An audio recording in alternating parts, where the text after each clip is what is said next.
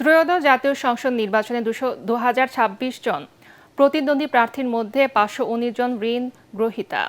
এদের মধ্যে ৫ কোটি টাকার বেশি ঋণ নিয়েছেন ৭৫ জন। সর্বোচ্চ ঋণ গ্রহীতা প্রার্থী বিএনপির, যার সংখ্যা ১৬৭ জন।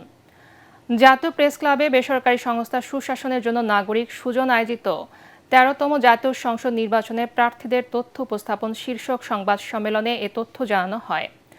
প্রার্থীদের মধ্যে ৮৩২ জনেরই বার্ষিক আয় ৫ লাখ টাকার নিচে জানিয়ে সংগঠনের কেন্দ্রীয় সমন্বয়ক দিলীপ কুমার সরকার বলেন, এবারের প্রার্থীদের মধ্যে ৯৫ জনের আয় ১ কোটি টাকার উপরে।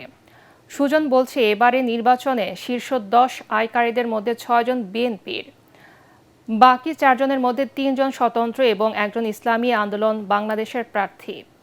এর মধ্যে জামাত ইসলামীর কোনো প্রার্থী নেই। হলফনামায় আয়ের ঘর পূরণ করেননি এমন প্রার্থীর সংখ্যা ১৫৫ জন।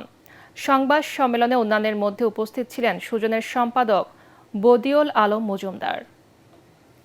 অসম্পূর্ণ মনোনয়নপত্রগুলো বাতিল হওয়া উচিত ছিল এবং ভবিষ্যতে হয়তোবা এই নিয়ে মামলা হবে। এই নির্বাচন কমিশন এই সকল ক্ষেত্রে তারা চরমভাবে ব্যর্থ হয়েছে। নির্বাচনের পরে এগুলো নিয়ে মামলা হবে, তো আমরা আশা করি যে ভবিষ্যতে এটার পরিবর্তন হবে।